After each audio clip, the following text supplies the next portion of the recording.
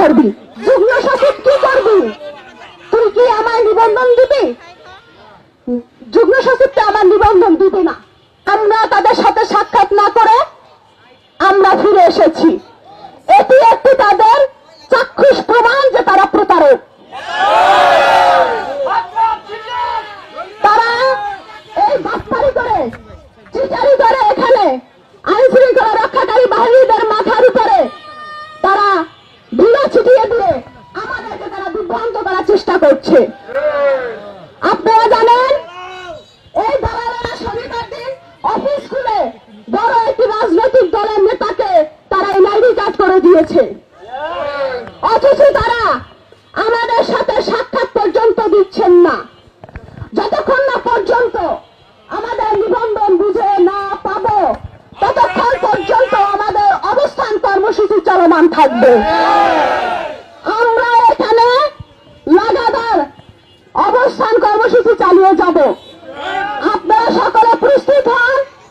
এই দালাল সচিবের কুশপুত্তলিকা একটা পচা ডিম মারার প্রস্তুতি নিতে দেন।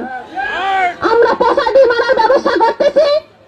এই দুজনকে আমরা আপনাদের জনতার মঞ্চে দাঁড় করিয়ে পচা ডিম মেরে তাদের আমরা জনতার আদালতে বিচার করব। এই দালালিসি আর দালাল সচিব এই দুইজনের তালবাহানা অনেক সহ্য করেছি, আর সহ্য করব না। আমাদেরকে কি করবেন? মেরে ফেলবেন? গুলি করবেন? হাসিনাকে লড়াইছি বেটা, বুকের পাতা দেখ। আমরা জুলাইয়ের আন্দোলনে নেতৃত্ব দিয়েছি। আমরা তোদের ভয় পাই না। হয় নিবন্ধন দিবি, না হয় গদি ছাড়বি। এক দফা এক দাবি, তুই গদি ছাড়বি।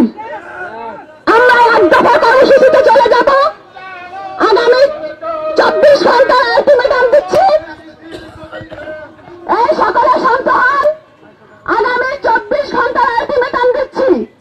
24 ঘন্টার মধ্যে যদি ইসির পক্ষ থেকে আমাদের নিবন্ধন দেওয়ার ব্যাপারে কোনো সিদ্ধান্ত আসে তাহলে আমরা কর্মসূচি ইস্তফা দিব, প্রত্যাহার করব। অন্যথায় আমাদের কর্মসূচি চলমান থাকবে। 24 ঘন্টার পর আপনাদের পরবর্তী কর্মসূচি জানিয়ে দেওয়া হবে। এই মুহূর্তে কর্মসূচি ইসির কুশপুত্তলিকা এবং সচিবের কুশপুত্তলিকা আমরা পচা ডিম মারার কর্মসূচি পালন করব।